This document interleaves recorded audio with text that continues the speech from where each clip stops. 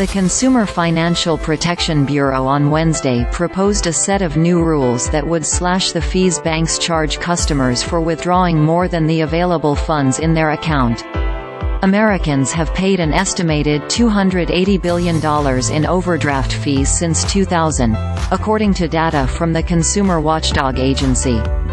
Over the same period, major banks have steadily boosted profits. For too long, some banks have charged exorbitant overdraft fees, sometimes $30 or more, that often hit the most vulnerable Americans the hardest, all while banks pad their bottom lines, President Joe Biden said in a statement. Banks call it a service. I call it exploitation. However, banking groups and some on Capitol Hill think the rules would limit a service that many financially vulnerable Americans rely on.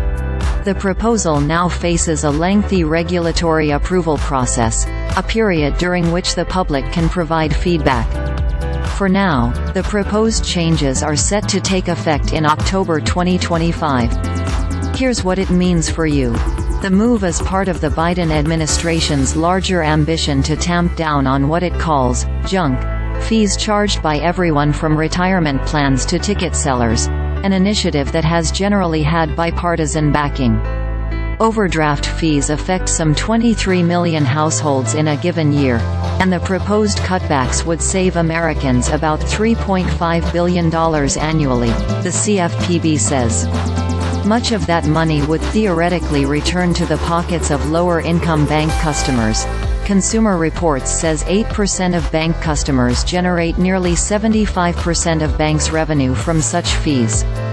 The new rules, which only apply to banks with $10 billion or more in assets, would force financial institutions to treat overdraft coverage the same way they treat credit cards and other loans.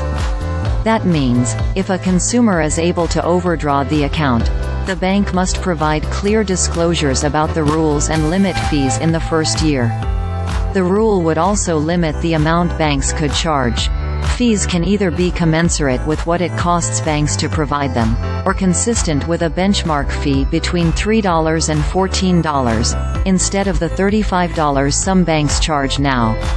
The average overdraft fee is about $26, according to Bankrate. Not everyone thinks the new rules would be a win for consumers. A website funded by the Consumer Bankers Association called the proposal misguided, arguing that many Americans living paycheck to paycheck use overdraft services to make ends meet. Republican Congressmen Patrick McHenry and Andy Barr struck a similar tone. The proposed rule issued today by the CFPB would undermine the Bureau's consumer protection mission, the lawmakers said in a statement. The Biden administration's attempts to mandate one-size-fits-all consumer financial products and services diminish financial inclusion, limit consumer choice, stifle innovation, and ultimately raise the cost of banking for all consumers.